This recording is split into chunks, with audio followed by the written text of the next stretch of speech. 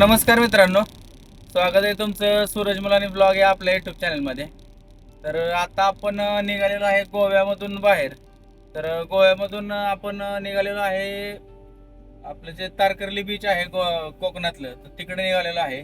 कोकणातलं पूर्ण आता गणपतीपुळे वगैरे हे सगळं आपण एक्सप्लोर करणार आहे आता इथून पुढं. तर गोव्यातलं बरंच पॉईंट तुम्ही पाठीमागच्या व्हिडिओमध्ये बघितले असतील. तर आता आपण तारकर्ली बीचकडे निघालेलो आहे मित्रांनो. तर व्हिडिओ पूर्ण बघा. व्हिडिओ जर तुम्हाला आवडला तर व्हिडिओला लाईक करा आणि चॅनलला सुद्धा आपल्या सबस्क्राईब करायला विसरू नका मित्रांनो. गोवा वगैरे पास करून आपण आता गोव्याची बाउंड्री वगैरे सगळं पास करून पुढं आपण मुंबई गोवा हायवे सोडून आपण पुढं आलेलो आहे मित्रांनो. तर मुंबई गोवा हायवेपासून आतमध्ये आल्यानंतर म्हणजे आपल्या कुडाळपासून आतमध्ये एंट्री केलेली आहे आपण. तर ह्या अशा प्रकारे कोकणातले जे आहेत ते रस्ते आहेत, त्या रस्त्याने आपण रत्नागिरीच्या दिशेने निघालेलो आहे मित्रांनो, मालवणच्या दिशेने निघालेलो आहे मित्रांनो.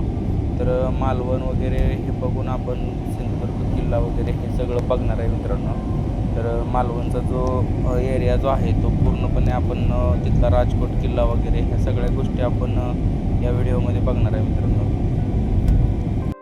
तर मित्रांनो, आता आपण गोव्यामधून डायरेक्ट सिंधुदुर्ग जो किल्ला आहे कोकणातला, तर इकडं आलेलो आहे. गाडी वगैरे आपण आता इथं पार्किंग केलेली आहे.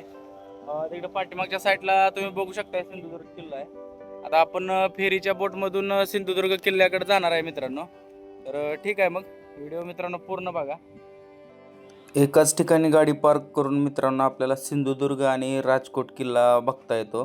तर सिंधुदुर्ग किल्ला पाण्यात आहे. सिंधुदुर्ग किल्ल्याची बरीच माहिती आपल्याला तिथे आपण गाईड घेतला होता, त्या गाईडनं आपल्याला बरीच माहिती सांगितलेली आहे. त्यामुळं तिथला जो व्हिडिओ आहे तो बराच मोठा होणार आहे. तर तुम्ही जो समोर बघताय तो राजकोट किल्ला आहे. तर राजकोट किल्ल्याबद्दलची तुम्हाला माहिती सांगायची म्हणली तर राजकोट किल्ल्याचं पुन्हा परत रिनोव्हेशन केलेलं आहे. हा राजकोट किल्ला जो आहे तो इथं छत्रपती शिवाजी महाराजांचा जो स्मारक जे आहे ते इथं उभारण्यात आलेलं आहे. पाठीमागं ह्या स्मारकबद्दल थोडंसं म्हणजे पहिलं जे स्मारक होतं ते थोडंसं पडलं होतं हवेतनं वगैरे, आणि त्यानंतर लवकरात लवकर हे जे समोर तुम्ही बघताय हे स्मारक बांधून पूर्ण झालं. तर अशा प्रकारे तुम्ही बघताय महाराजांचा जो आहे तो इथं पुतळा जो आहे तो आपल्याला बघायला भेटतो. तर राजकोट किल्ल्यावरच इथं छोटंसं मंदिर पण आहे. इकडच्या साईडला समुद्र किनारा आहे आणि पुढच्या साईडला जे दिसतंय ते आपल्याला ते सिंधुदुर्ग किल्ला आहे मित्रांनो. तर सिंधुदुर्ग किल्ल्याचा जो व्हिडिओ आहे तो नेक्स्ट पार्टमध्ये आपल्याला या चॅनलवर येणारच आहे.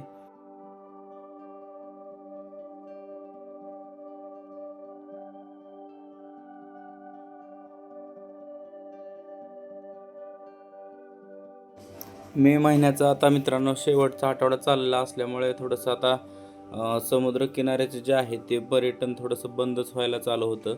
तर आता पर्यटक एवढे जास्त नाही आहेत ह्या किल्ल्यावर किंवा ह्या साईडच्या सिंधुदुर्ग ह्या भागामध्ये आता सध्याला.